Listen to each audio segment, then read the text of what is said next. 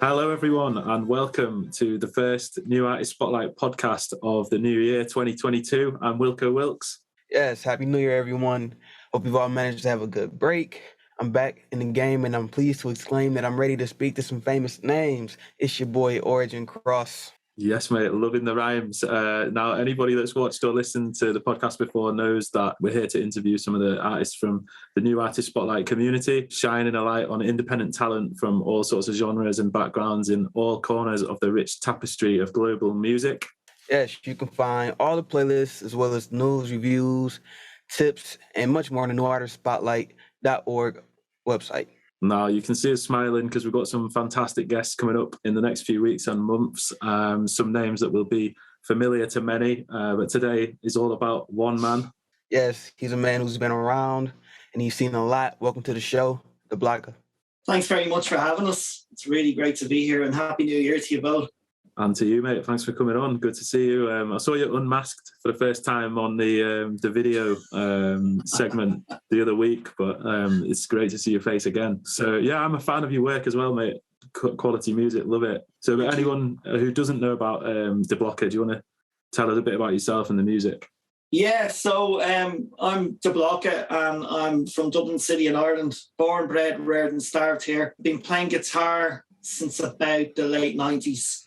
And musically will be influenced by the Beatles, U2, Simple Minds, Like Cognitive Commotions, Oasis, to name but a few. Nice. So if you will, take us right back to your origin story and tell us a little bit like that. Tell us a little bit about how your love for music began to develop. Yeah, probably be a good time to put the kettle on. This might take a while because we're going to go way back. It basically started in my mother's record collection. And she had some really great records in there. She had Tom Jones, Burt Bacharach, Engelbert Humperdinck, Louis Armstrong. So big performers with big arrangements, big string arrangements and big brass arrangements. And she had the Beatles as well. And she had another record by a guy called Judge Dredd. And I don't know where she got it from because it was reggae and ska. And he's an interesting character in himself because he's one of the most banned artists on the BBC. I think he's more banned than any other recording artist because of his frequent use of sexual innuendo and double entendre in his lyrics. But you should check it out. But don't do it with kids around. And but as a kid, age 6, I was listening to this stuff and I had no idea what he was singing about, but it sounded great. And we had this old gramophone that was so old, it played 78s, and radio on it tuned in AM and medium wave, and it had city names on the template. It didn't even have numbers on it. So that was kind of what I was using to get into music. And then in 1980, a couple of things happened. The first thing was I got sent to a different school, and I had the two coolest minibus drivers, school bus drivers that you could get. One of them had short, blonde, bleached hair, and the other guy had a blonde mullet. They were both drummers, and all they did was listen to the Police. So from going to school and coming back from school, it was just a year of listening to the Police and watching these two lads play the drums on the steering wheel when we'd be stuck in traffic. So that was probably the first time I really got into a band, and I started obsessing about rhythm and obsessing about bass lines. And then the second thing that happened that year was my cousin, I don't know if he was working in manufacturing the vinyl or he was in the distribution, but he gave me this U2 single, and it was one of the first singles they'd ever released. That's how I got into U2. I started listening to this single called Out of Control, and I had 2 B-sides. And one of the B-sides was a live recording from the Marquee. So that was the first time I heard a rock band live, and it really piqued my interest. And then growing up where I grew up, we grew up right next to Croke Park Football Stadium. So for those of you who wouldn't be familiar with that, that would be like Wembley Stadium in England or any of the NFL stadiums in the States. And in the mid-'80s, they started holding rock concerts there. because they were fundraising to build a new stadium. So I got to see all these great bands as a kid playing there. Got to see Neil Diamond, and then got to go and see U2 do the homecoming show in '85, Simple Minds, and then U2 came back for 2 nights during the Joshua Tree in '87. So it was a great education as a kid to see all those gigs and see all those artists, and along the way bump into some of the bands that were playing in Croke Park. So who did you go to those gigs with? Were you going with your parents or were you going with your mates? No, no. So the first gig, Neil Diamond, we just walked in. They opened the gates about 30 minutes before the show finished, and we just walked in. So that was the first stadium show that I got to see, where it was 40, 50,000 people waving lighters and him belting out Sweet Caroline and Forever in Blue Jeans and all the other hits. And I was amazed at this. And then in '85, when U2 played, I'd have to give you a bit of history in Croke Park. Croke Park at that time was a stadium that was well past its end of life. And rock concerts were only in their infancy in Ireland. There wasn't really big rock shows like that ever before in Ireland, before these shows happened in the mid-'80s. So because of that, the facilities outside the stadiums weren't really there, and the facilities inside the stadiums weren't great. So my mum was standing at the hall door just watching all the crowd going by and congregating because they hadn't opened the gates. And some guy asked her, could he use the toilet? Because he was bursting and there was nowhere to go. There was no portaloos. So she went, what the hell? Okay. So she let him in. And within 20 minutes, there was a queue going up the length of the house and out the door of people looking to use the bathroom because there was no bathrooms. So it was interesting in that it was the first time that I'd ever met anyone from America and talked to them. And I realized people had flown in everywhere for this concert. There were Americans dying to take a whiz. There were Australians, New Zealanders, English people, everywhere. It was like the whole globe had congregated to use the toilet. And 2 of these girls, fair play to them, God bless them, they turned around and they said, we have a spare ticket. Do you want to go? So I was like 11. I said to my mum, well, can I go? And she was like, yeah, all right. Okay. So these 2 complete strangers took me into my first U2 concert when I was 11 years of age, plied me full of sweets, plied me full of soft drinks, and I got to see all these great bands, and I got to see U2, and that pretty much was the start of it. That's awesome, man. I like it. You've got all this history with music, and I don't know how old you are, and I've been told off by Origin before for asking people their age. That's a chick thing, man. I would be. Oh, is it? I would be in my 40s, going on 17.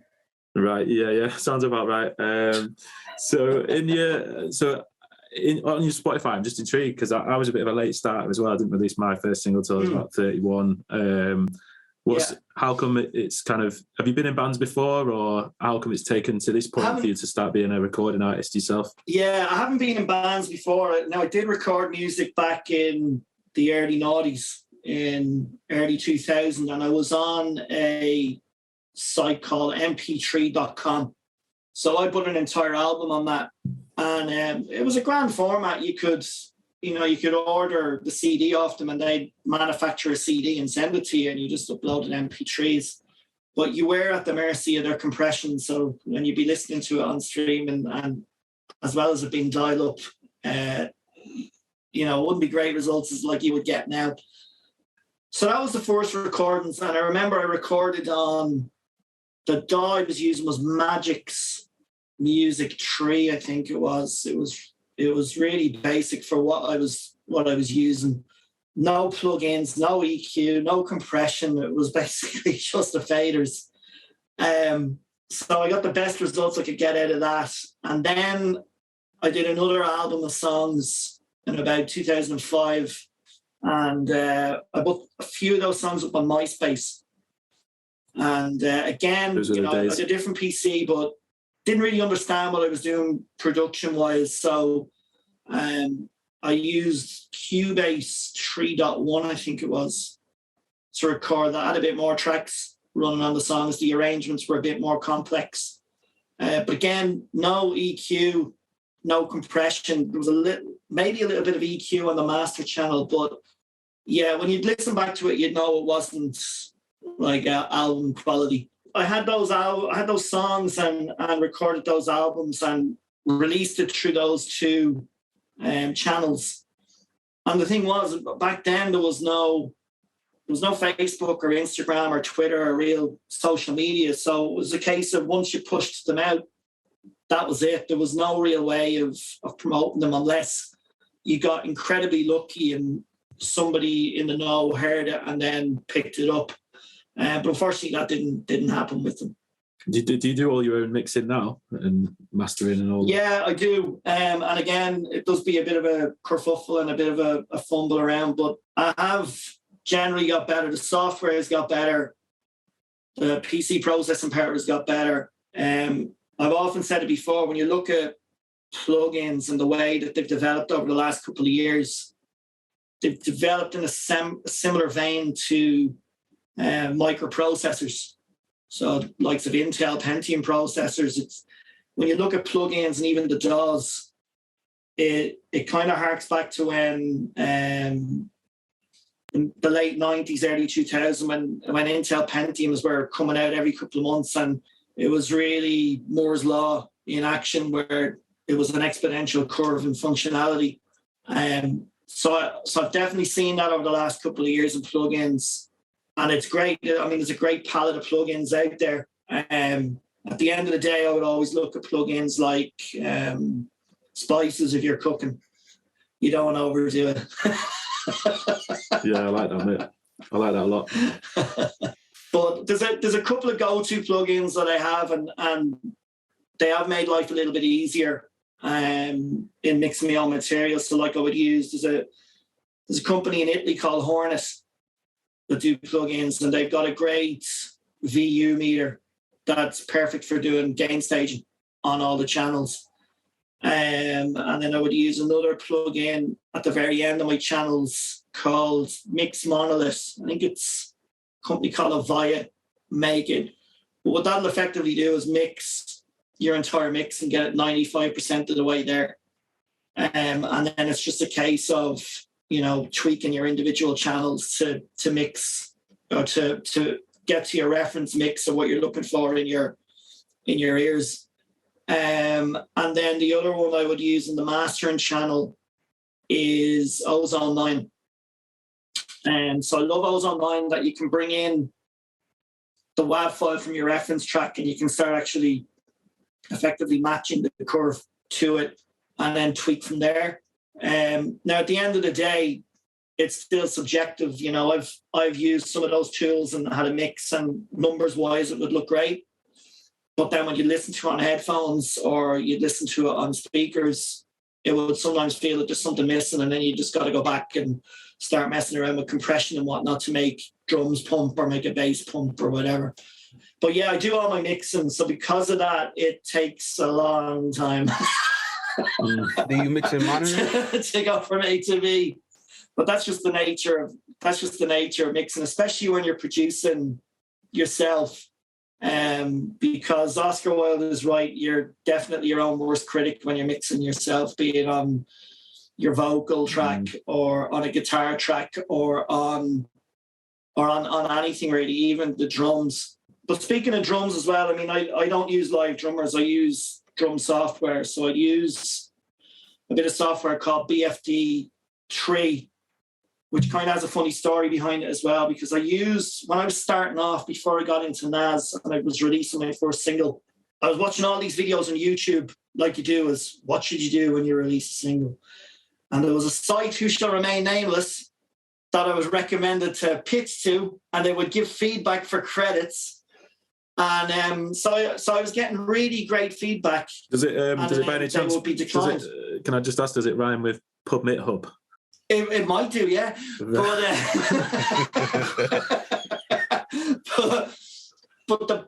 one of the two that stand out, and one of them was about drums. One of the guys gave me this glowing feedback. It was absolutely amazing feedback, and I was like, "Oh, brilliant! This is a home run. This guy loves it." And then next thing he started slagging off the hi-hat. And he was, the hi-hat is too loud, so therefore I'm declining. Now, what he didn't know, and what nobody'd know, you wouldn't know unless I told you, is I use an expansion pack within BFD3. And the expansion pack is Nick Mason's drum kit. So it's basically Nick Mason from Pink Floyd hitting the drum strikes. And it's mixed by Alan Parsons to the same pretty much spec as he mixed The Dark Side of the Moon. And it's balanced. So there's no way that the hi-hat is too loud. This is it. It's all so I called the guy on it. Next thing he started listening to it more and more. He still didn't put me on his playlist though. And then there was another one that really annoyed me.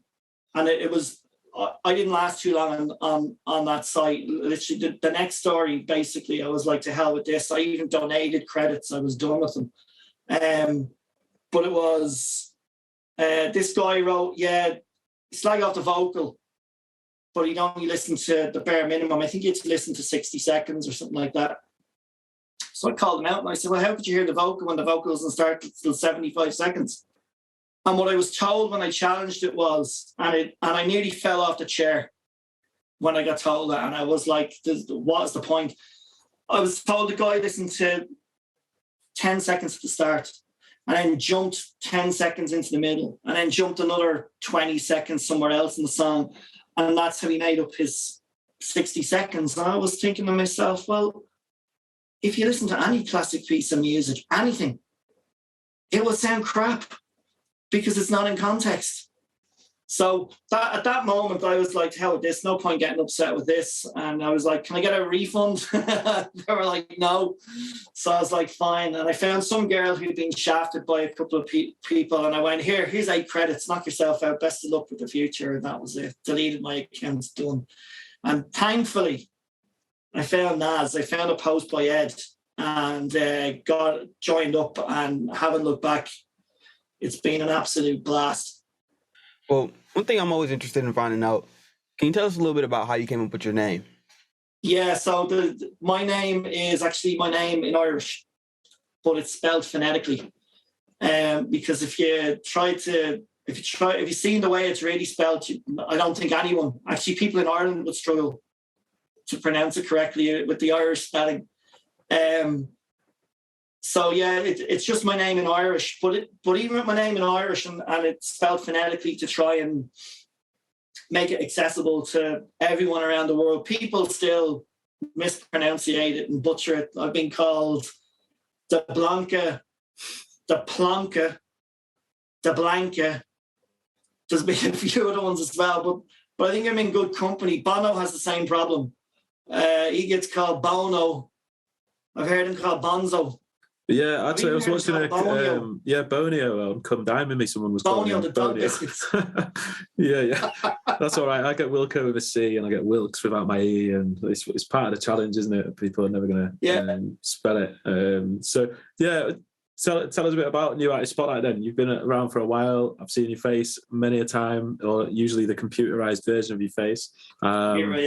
But you're helpful in the servers and stuff like that. You're familiar presence around anyone who's in the New Artist Spotlight Discord server. So, how have you found your experience with it? And what's it? What benefits for you? And I absolutely love it because, again, like I said, when you're starting out on Spotify, it's a big learning curve, because you don't really know what to do.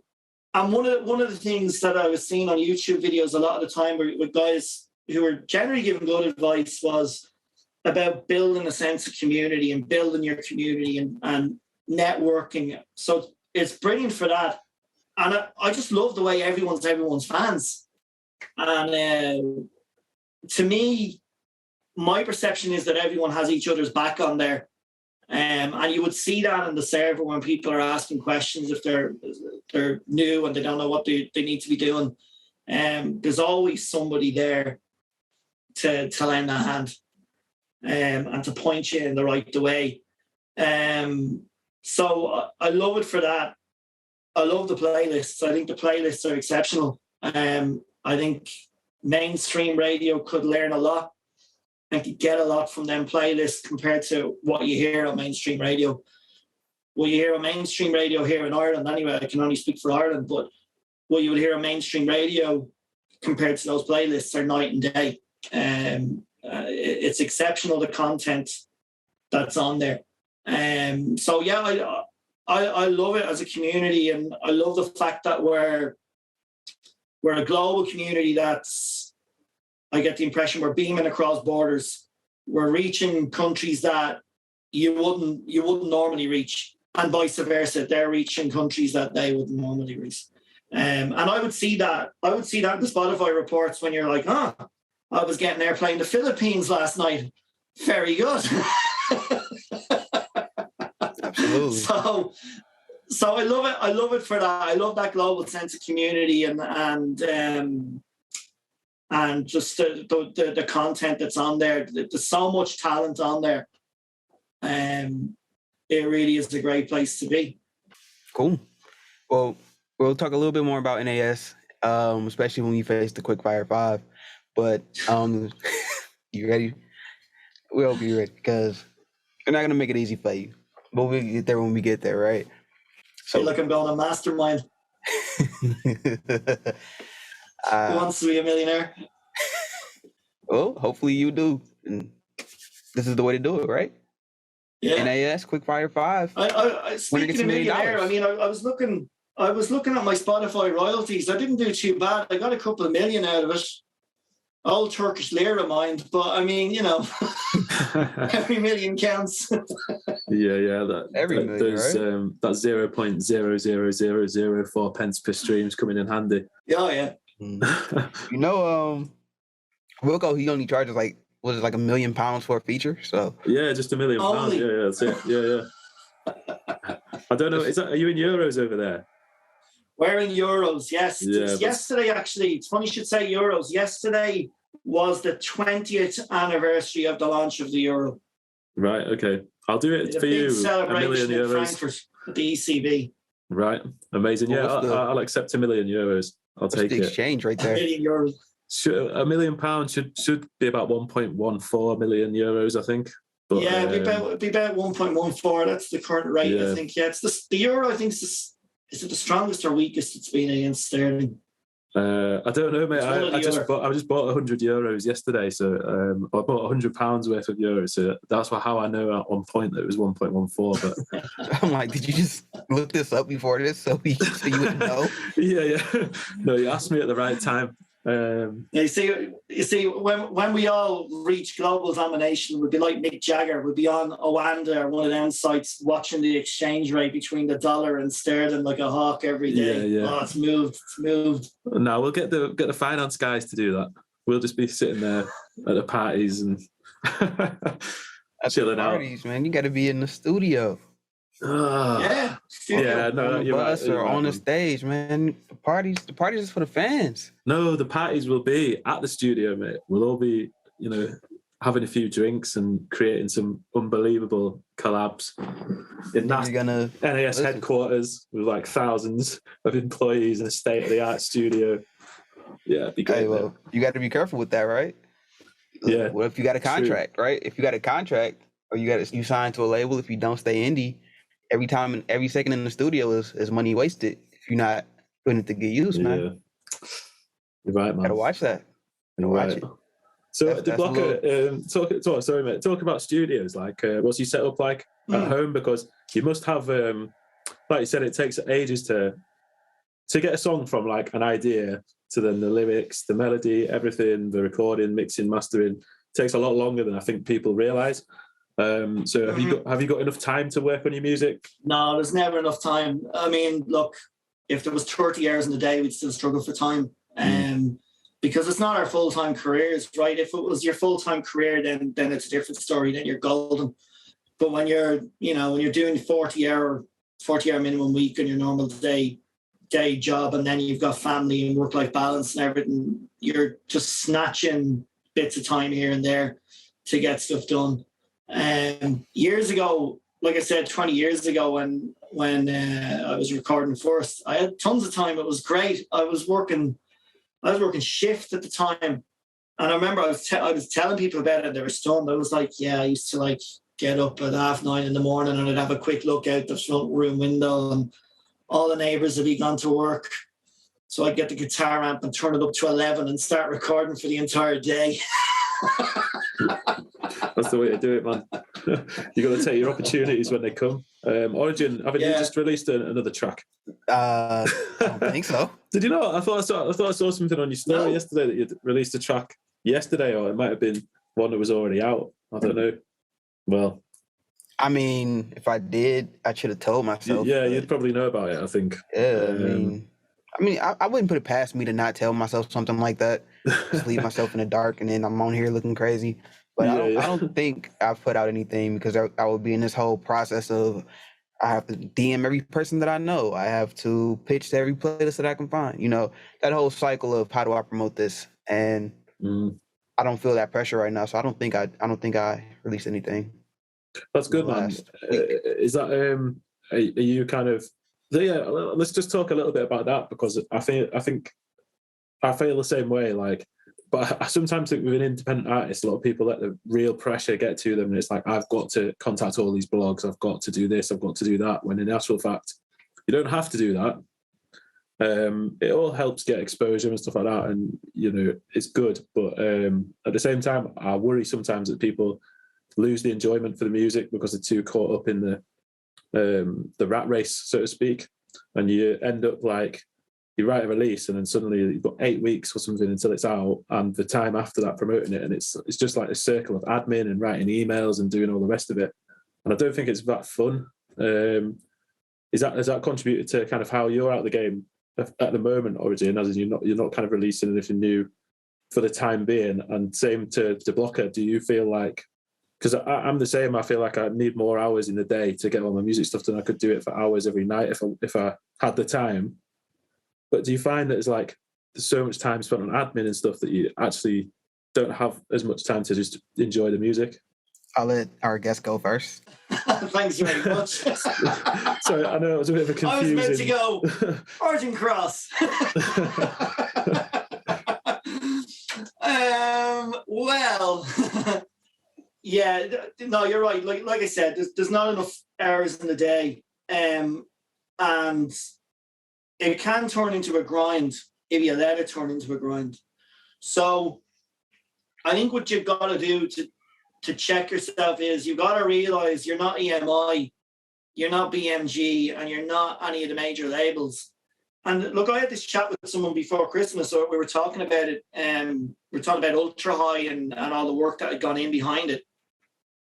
And my mate said to me, you know what, if you didn't have to do all that work, if you just had to do the music, how many people will be doing all those other chores? And I worked it out, because some of those tasks, it wouldn't be one person doing it. It would be maybe a team of 2 people or 3 people doing it. And then, you know, at a bare minimum, if people were doubling up, I worked out that it'd be something like 25 people doing the work that as solo artists we got to do. And that's being generous. It's probably more like 35, 40 people head count that would be doing all that. If you include people that you'd have in the studios, you know, the guy to make the cup of tea, the recording engineer, the mixing engineer, mastering engineer, singer-songwriter, yours truly. And then you add into that the marketing guys, the art guys doing artwork. You add in the PR guys, the radio pluggers, the guys that are doing that work for you, setting up interviews, sending the emails, and then dealing with distributors and whatnot. So when you add all that up, it turns into a very big team very quickly. So as a solo artist, you do have to kind of check yourself and give yourself a pat on the back and go, you know what, I'm doing the work of Trojan work here of 30 to 40 people, and I've got a great CV at the end of it. If I ever want to go for another role, or I want to go for a role in the music industry, I can say, yeah, I worked for XZY Records, and this is all the jobs I did, and these are the releases I worked on, and this is how many thousands of plays they got. So that's the way I view it. I mean, for myself, you know, there would be extra work as well, like with the video work as well, be it doing lyric videos or doing work within Grand Theft Auto, be it a performance video or a concept video, like in Ultra. So you know, you look at all the people that will be involved in that as well. and it all adds up very quickly. You can put in as much time as you can, really, kind of. It's bottomless. But that's why I always think these days I'll congratulate an artist on the release. I'll say congratulations on your release, just because it's like it's an achievement just to put something out there. And what do you think about that, Origin? Yeah. I was actually kind of confused why people say congratulations on your release. I'm like, that's the easy part, putting it out, because that's $30 bucks a year and uploading. You know, everything else is harder. Getting it done and then getting it to people is hard. Just putting it out is the easy part in my mind. I mean, I put so much time into it, but also at the same time, I put so much money into it. Just mixing, because, you know, like I said, I come to the realization that there's somebody that can mix better than I can. And mixing for me is like, it's so interesting, right? Because you can go down a rabbit hole of all these things that you can do with the song, and you want to try to do with the song, and you want to try to see if this works better than that. But it takes so long because you're not a professional at it, right? And even though I kind of enjoy being able to work and tweak and do all these things to some audio, to an idea, that takes me longer than any other part of the process. And that's not the part that I'm most interested in doing, right? So if I write a song in a day, record it in a day, and then I'm spending a week mixing it, more or less, who knows, right? That is a lot more time than if I record a song in a day, or write it in a day, record it in a day, send it to Tay Jacobs, because he was awesome, send it to him, and get the song back in a week of his time, while I can still work on the next thing, or I can spend that time with family or doing whatever it is that I have to do, because like I said, there's not enough time in a day. Let's we're gonna have a listen to something that you have created today. It's gonna be your song Ultra High. Do you want to tell us a little bit about that track? Ultra High. I was telling Michael on the video on the video review, it's basically about going on a very big night out. It's a rock song about rave culture. And the interesting backstory to it is I wrote it after watching an Oasis soundcheck. So I followed Oasis out to America and kind of invited myself / begged them to let me go to the soundcheck in Dublin, and they agreed, right? Their crew were brilliant. Their crew, God bless them, they were always really good to us whenever we went on tour and we followed them. They let us into soundcheck, and when I walked in, Oasis were playing a brand new song that I'd never heard before. It was a jaw-dropping moment. And then the soundcheck ended up with Noel playing Beatles songs on his acoustic guitar. So I basically got a free private show. And obviously, after that soundcheck, I was on cloud nine. I was walking home, and I ended up coming up with 3 songs on the way home, and Ultra High was one of them. It was a really creative 20-minute walk. And I even remember coming up with the Ultra High. I had nothing else. I just had the melody in my head and Ultra High. And Ultra High actually came from, I was a radio tech at the time. I just started a new job, and I was an analysis tech. And I was working with ultra high frequency radios and VHF radios. So I shoehorned Ultra High in there for the chorus, and then it expanded out over a couple of years from rave culture. There was a movie that was out in 99, I think, called Human Traffic. Danny Dyer was in it. Yeah, quality film. It's been a wild weekend. Yeah. So it kind of revolves in a similar vein to that. And then I didn't get a chance to say it in the other video because there's so much content in the video. It's like, if you've ever done one of them videos, for me anyway, it was like doing horse racing commentary. I was trying to like fill everything in and what was going on in the video. But there's a nod. I'm going to give you an exclusive. There's an Easter egg in that video. It's a nod to an infamous club that was in New York. I think it was down in Chelsea in Manhattan. It was called Tunnel. And Tunnel was an infamous nightclub in the 90s for the rave scene and for partying, and pretty much it was an anything goes nightclub. I never had the pleasure of setting foot in it, but I have friends who travelled over from Dublin, and while they were in New York, they went to tunnel. Some of them managed to get in because the door policy was tough. And the stories that they would tell you would turn your hair white. The stuff they were seeing. So the tunnel, I gave it a nod in the video when there's a scene where we go into a tunnel and the tunnel is spinning and you hit a screen at the end and go into the nightclub. So that's a little Easter egg that's in there in the video. Cool.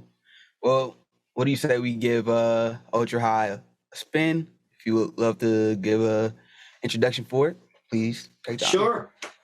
So this is my new single, or latest single, Ultra High, and this is the video from yours truly, DeBlocka.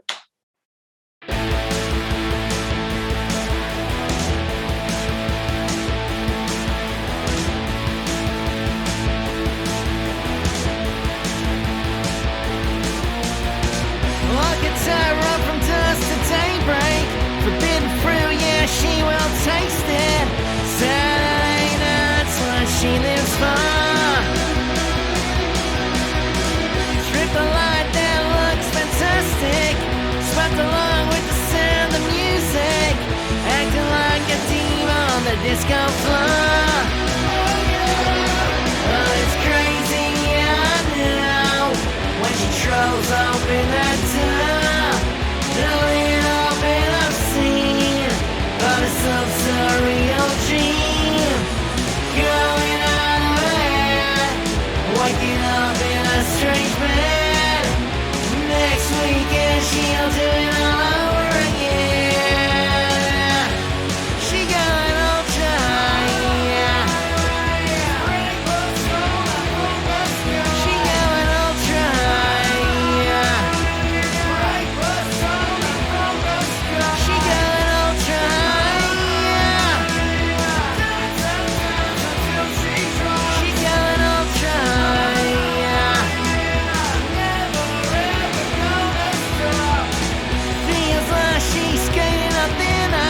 Varieties of spice of her life. Dance with the devil and you'll get burned.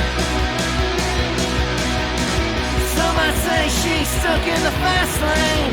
Some might say she's already insane. More than a feeling until the core.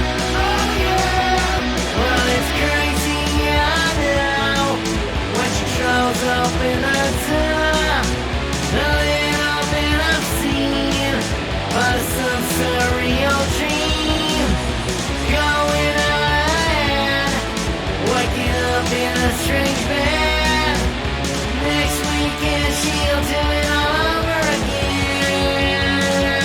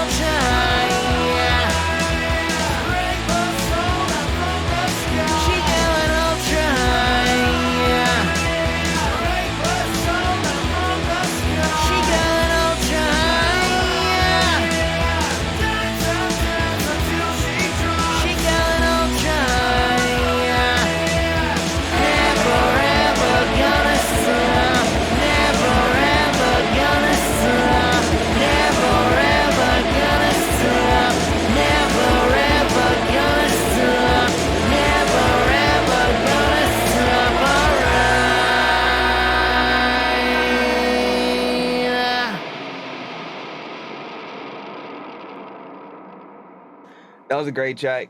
Deserves all the praise it's been getting. Thanks for letting us play it. And you also got a really cool video for it that everybody should go check out. Yeah, and as you mentioned as well, the episode of the video spotlight that you did with Michael from the Blindfold Experience is quality. So it's like half an hour of talking about that video, including you talking about it as the video plays. I love that little section. It's great, man. So yeah, I recommend everyone checks that out as well. So one like thing I said, I think I have a career as a horse racing commentator. yeah, perfect, mate. Yeah, you better get on that quick. So one thing I've been wondering about is whether you play live or not, because I know you said you program the drums and things like that. So yeah, you'd probably have to do like an acoustic set if you did. But do you ever do live, or do you have any aspirations to? I've done live, but I haven't done it with my own music. So where I'm working at the moment, before the pandemic, every year we'd have a charity partner and there'd be a big corporate event. And it'd be kind of like America's Got Talent. We'd be all roped in and we'd do our party piece.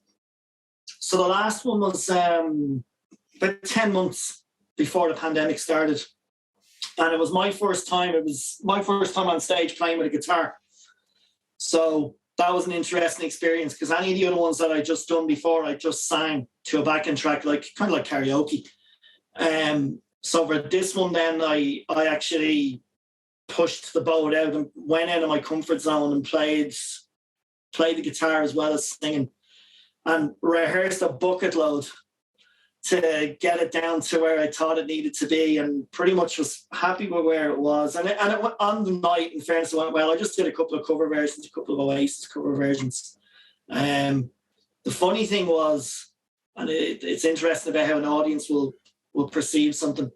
I think what saved me was the backing track was playing, but I completely fluffed the guitar solo on Don't Look Back in Anger, completely made up balls of it. And I was trying to catch up and hit notes, and wasn't too happy about it when I came off stage. I was like, oh, I can't believe I rehearsed that for months and hadn't made a mistake in months, and then all of a sudden there's your big moment and bang, goes, right? All these people are coming up to me afterwards going, oh my God, that was amazing. How long have you been playing guitar? Jesus, that was exceptional. That was better than the original. I watched it back and it was terrible. Yeah, people don't know that. People don't notice your mistakes. Alcohol. Thank God for alcohol. Sounds great, man. How many people was it? It was a good crowd. I think it was sold out, so it was 600, I think, the Sugar Club holds. Woo. Yeah. Nice. That's a little big for some of us.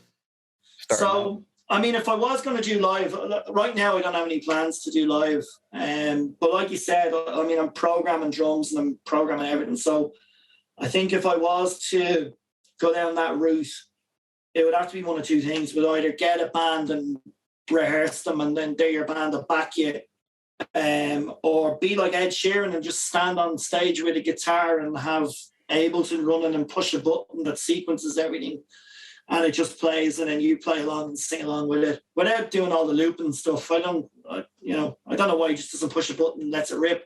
But anyway, we'd have to ask Ed. Let's try and get him on and ask him. Yeah, definitely. I mean, I just seen him perform on the Voice, like as part of like he was a coach for this season, and I just sat there and kind of watched him do it, and it's weird to watch. Like but it's good entertainment. It's weird, you know. Before Ed Sheeran broke, I think it was before he broke. It was definitely before I saw him. I was at a Simple Minds show, and KT Tunstall was the support act for Simple Minds in Dublin, and she does all that. She's known for doing that, using loopers and setting up her percussion with her guitar. So she was doing all that, and I thought she was amazing.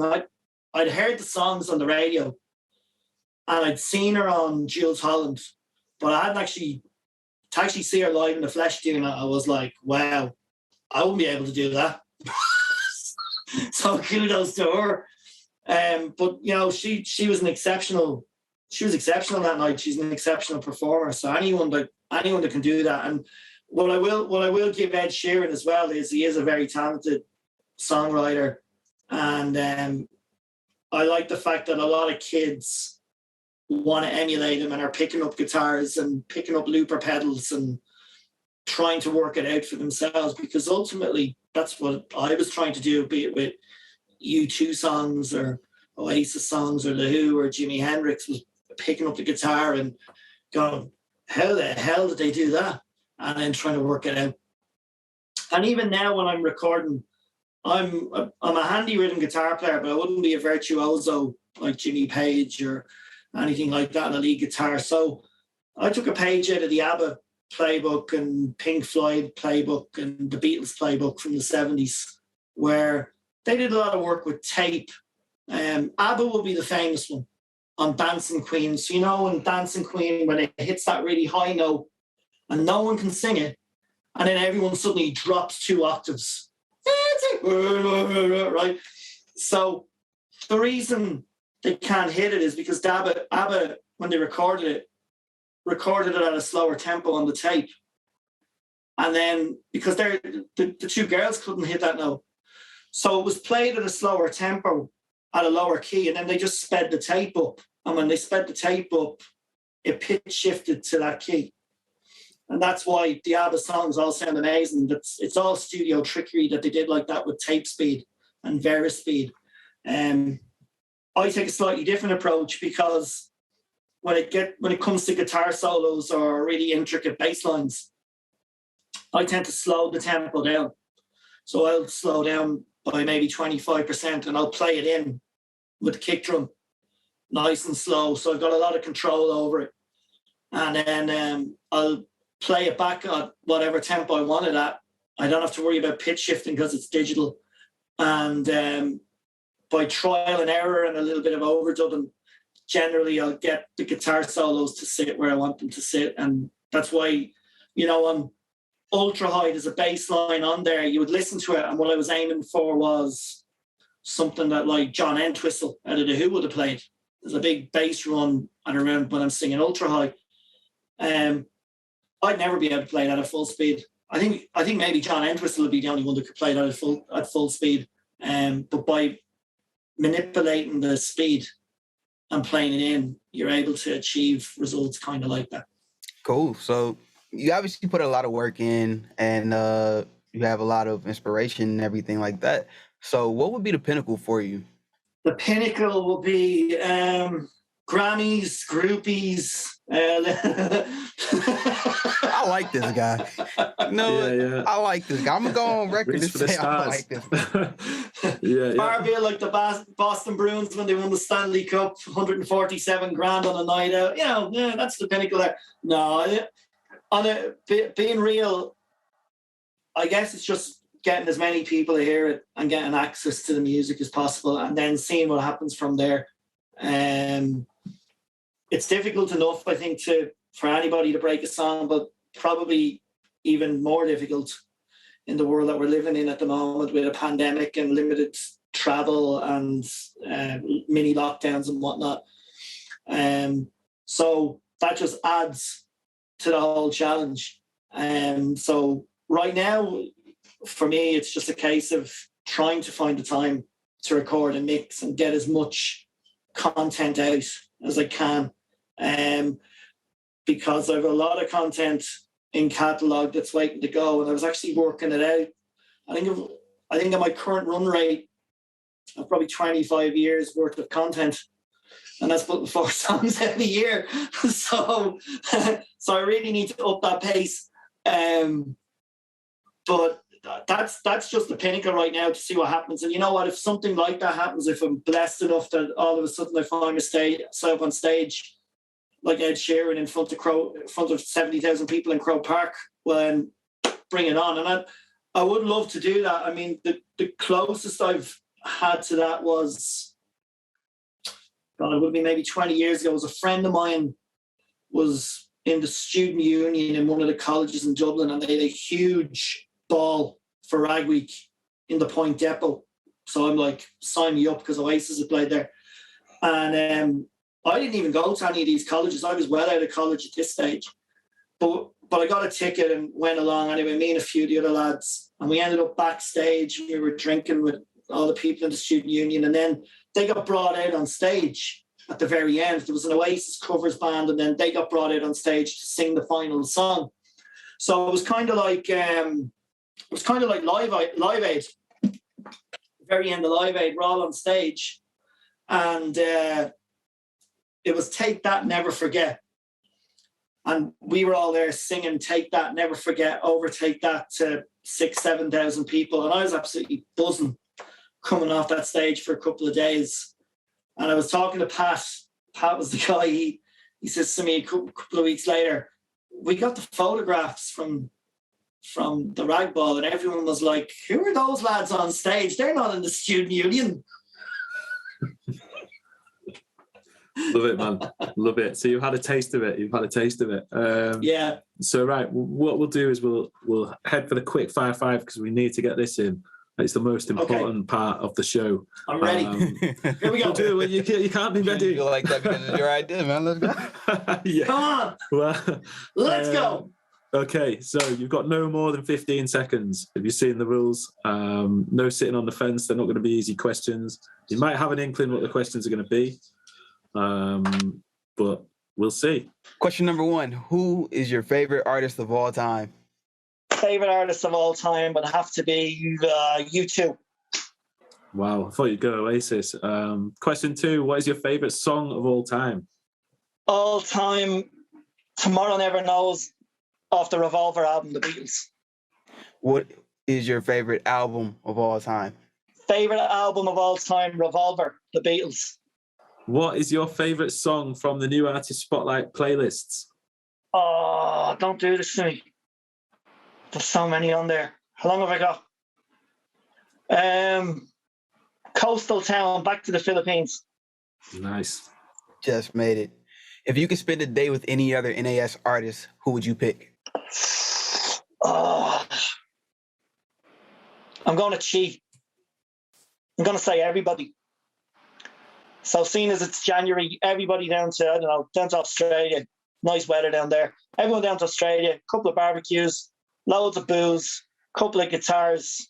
We all just hang out for about 4 days and just run amok on the Gold Coast in Brisbane. Oh, there you go. Sounds amazing. I'd love that. Yeah, he tried to cover up the fact that he had to cheat with a really good follow through. Yeah, You better with it. he's still disqualified. I don't think it counts. We did say no sitting on the fence, so yeah, I That's think you full got 4 out of committal. 5. That's a big budget right there. That's a big budget. Every artist in Australia. That's wrath of God, Euro Millions money, flying everybody in. First class, of course. It still counts as sitting on the fence. So while we're sat on the beach, you can sit on a fence. I'll sit on the fence. Yeah. Well, thank you very much for joining us today. Anyway, it's been a pleasure chatting with you like this. Just before you go, tell us, what have you got coming up, and where can people find you on social media? Coming up, I have a new single in the pipeline. I'm not sure which one it is. I was going to go for a single called Not So Supermodel, but which is kind of in a similar vein to Ultra High, but from a supermodel's point of view and a famous person's point of view. But it's turning into a bit of a mare to mix, to be honest with you. So there's another song that I've started mixing that might be out at the end of January. It depends if I decide to use Spotify playlist pitching or not, which I haven't been too successful with. So I might just skip it and just go, it's out in a week. Good luck, because I always find I lose a month there waiting for them to listen to it, and then you don't get any results. So I may put the kibosh on that and then just go for somewhere around the 28th of January. And then it's just a case of hopefully being able to release music every 2 months for the year. That's the plans at the moment. Oh, cool. Well, it's been a really good time sitting here talking to you. Hopefully we could do something like this again. Oh, definitely. Yes, sir. We want to send a quick shout out to everybody watching around the world, the whole NAS community, all our supporters, anybody just out there showing love. We see you next time. Peace out. Thanks, everyone. Slán agus Banach Linn.